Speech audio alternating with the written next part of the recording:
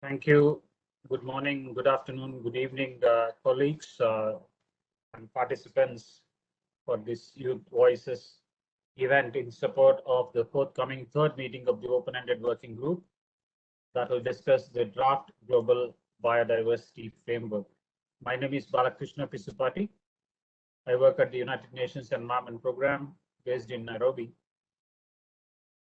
with focusing on international environmental governance, but I'm also a program manager for a program that supports implementation of multilateral environmental agreements and focuses on issues of environmental governance in Africa, Caribbean, and the Pacific regions.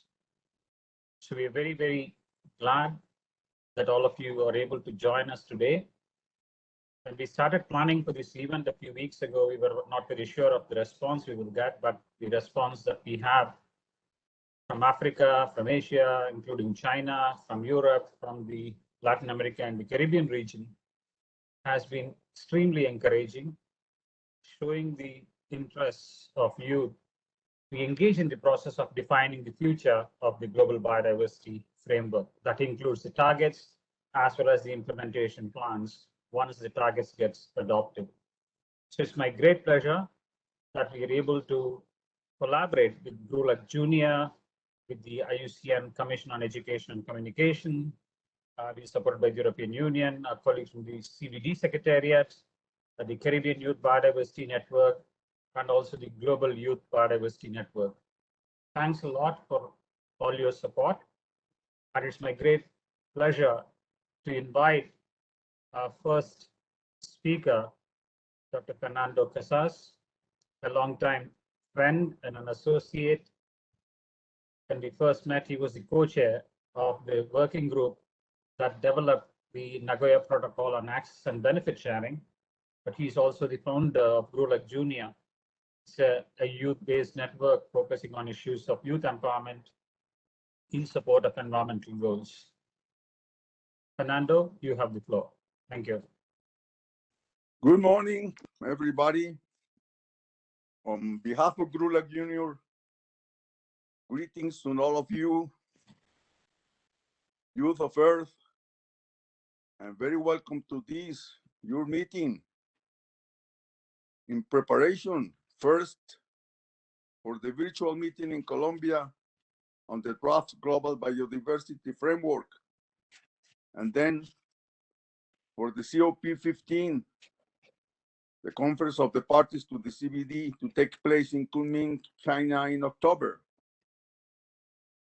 GRULAC Junior, the youth group of Latin America and the Caribbean, was born almost 10 years ago as an initiative for youth to have a sound and a strong voice regarding biodiversity, climate change, and the sustainable development goals. But beyond a voice, GRULAC Junior offers more to all of you, an invitation to prepare together on how to become more and more influential in both international negotiations and the implementation of decisions on environment and development worldwide. Youth becoming together citizens of Earth. It's a real pleasure to have all of and each of you today here. Enjoy this opportunity to send a clear message to the adult world. Tell everybody that you are here to stay. Thank you and work hard, go far, but go together. Thank you very much. Thank you, Fernando. I'd like to invite my friend and former colleague, Mr. Hanning Li from China, who is currently the Vice Chair for East Asia region of the IUCN, the World Conservation Union's Commission on Education and Communication. Hanning has been a great supporter of enhancing youth voices, not only from China, but also from the East Asia region. And as all of you joining the meeting today know, that China is the host of COP15 and will hold the presidency for 2 years after COP15. So certainly we are delighted, Hanning, that you were able to join along with the youth colleagues and networks from China to discuss the issues of the Global Biodiversity Framework. Over to you, Hanning. Thank you very much, Bala, for the introduction. Bala is also a very close friend, very good friend of mine. And dear fellow organizers and all the youth participants, my name is Han-Ying Li. I'm the Regional Vice Chair for Commission on Education and Communication at International Union for Conservation of Nature, IUCN CEC. It's a pleasure to be involved in the organization of the event. IUCN CEC has always been putting youth engagement as a priority, so that to mobilize youth to contribute to biodiversity conservation, especially on nature education. So we are very happy to be part of the organization of the event. And as Bala just mentioned, besides representing IUCN CEC, I'm also facilitating the Chinese youth to join the event. I really appreciate all the organizers, especially UNEP and Dr. Balakrishna Pisupati, for giving Chinese youth this opportunity to learn and to share their suggestions and questions or recommendations to the Global Biodiversity Framework, together with youth from Latin America and Africa. There has been such an enthusiasm for registering this event among Chinese youth. As a result, we had to raise the maximum participants number several times. By now, there are over 50 Chinese youth have registered. And we have to choose the best of them, which is almost more than 2/3 of all the people registered. And we also have two students, two youth from Indonesia and India to join, as they are in the same group with Chinese students to study on the global topics. So technically speaking, it is a Chinese youth plus participation from Asia. To end my short speech, I hope all of the participants could benefit from this meeting. And I hope all of you could expand your knowledge on biodiversity conservation by bringing back home something, and maybe knowledge that you could utilize in your work or study. I also hope you could all play roles in your respective countries to not only promote conservation, awareness, but also stimulate actions among the general public, especially your fellow youth. Thank you. Thank you, Han-Ying. Thank you very much. Really appreciate your collaboration and partnership. We are very excited that so many youth representatives from China had shown interest in joining this event. Now it's my pleasure to invite again a colleague and a friend, Ms. Chantal Robichaud from the Secretariat to the Convention on Biological Diversity. Chantal is the youth focal point within the Secretariat, a long-standing colleague at the CBD Secretariat, focusing on issues of international cooperation and stakeholder engagement, and to an extent also was very instrumental in pushing us at UNEP to engage with youth more and more. So it's my pleasure to invite Chantal to make a few remarks on behalf of the Secretariat. Over to you, Chantal. Thank you very much, Balakrishna. Hello, everyone. I'm very pleased to be here with you today, all the youth representatives from all the regions, Latin America, Caribbean, Africa, China, Europe, and also colleagues. Thank you very much for having me join you today to discuss about the Global Biodiversity Framework. In fact, if you're here today, It's because you are interested in biodiversity related issues, and you are interested in the process for the development of this new global framework that will guide action for biodiversity for the next 10 years and beyond until 2050. And as you know, the process is currently taking place under the Convention on Biological Diversity, CBD.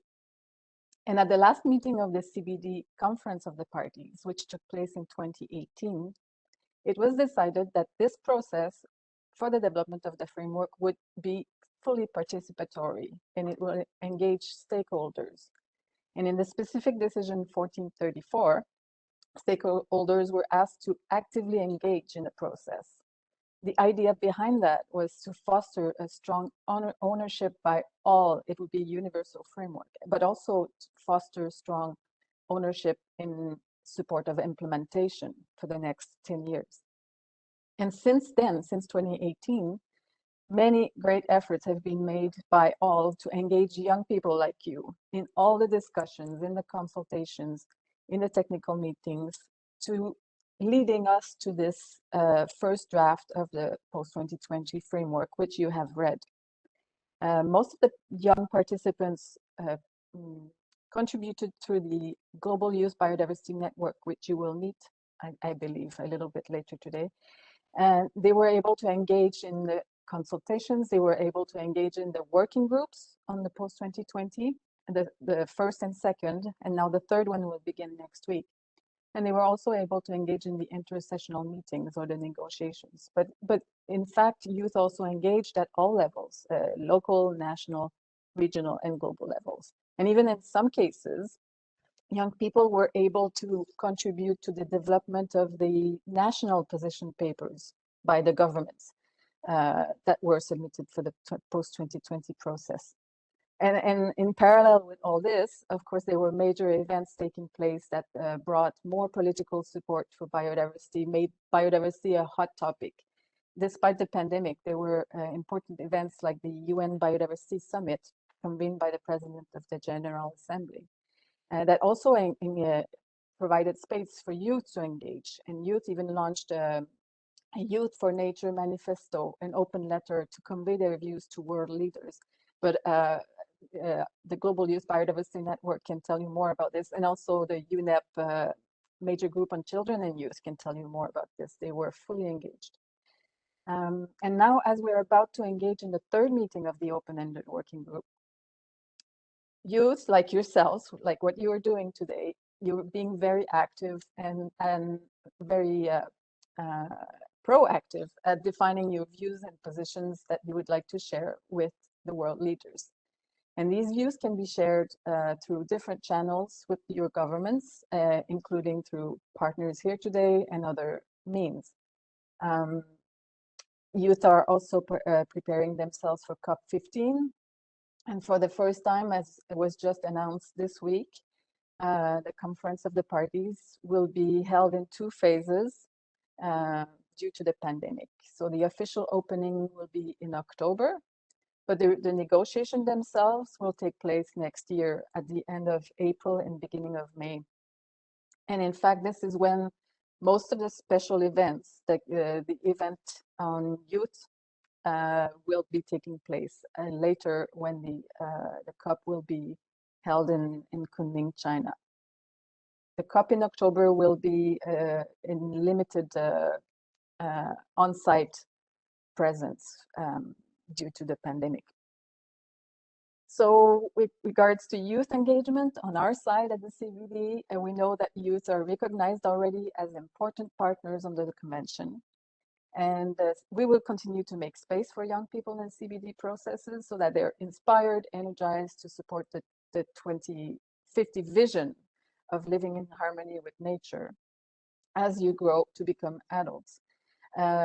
Under the convention, we will also continue to integrate youth and youth priorities in the CBD processes, but also in our programs, in technical meetings, in task teams, so that youth can be considered as allies and equal partners.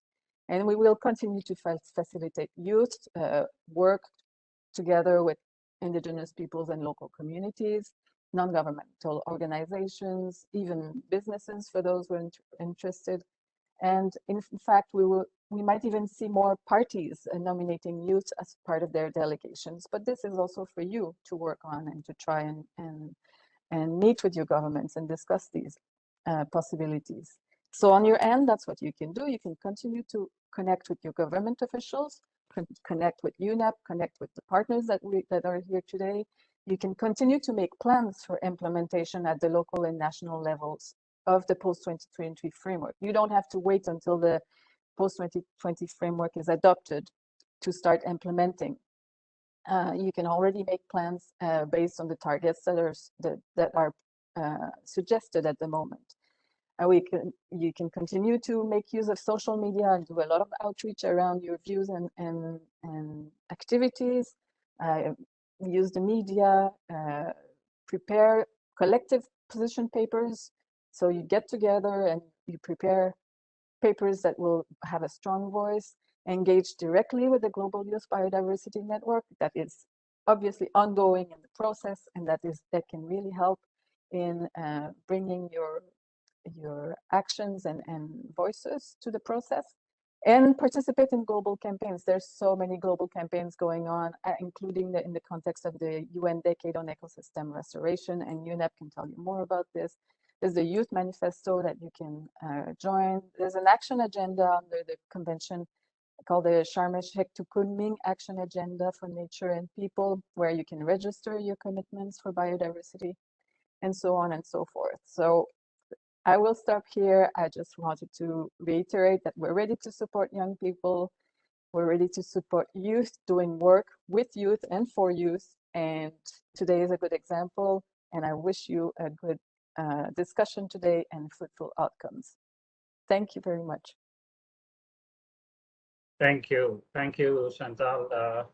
Thank you very much for joining.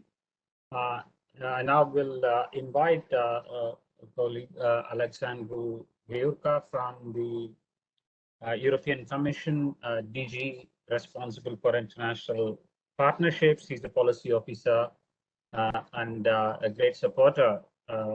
We've shown immense interest in terms of our engagement with you in terms of strengthening environmental governance at various levels. Alex, over to you.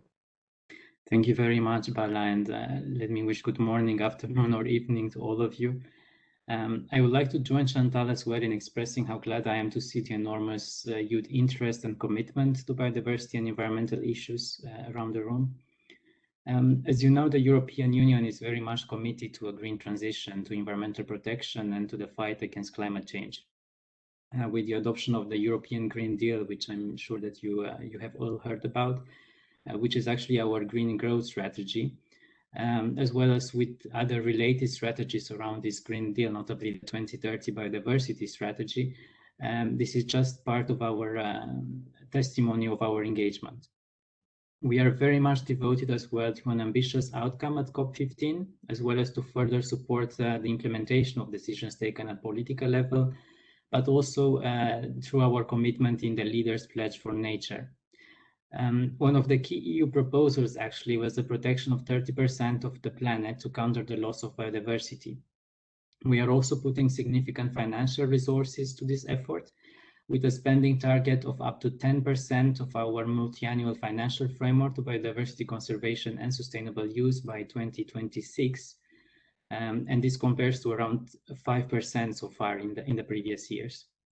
We are convinced as well that investments actually in biodiversity protection bring benefits not only for biodiversity, but also for local communities and for the economies of partner countries as a whole.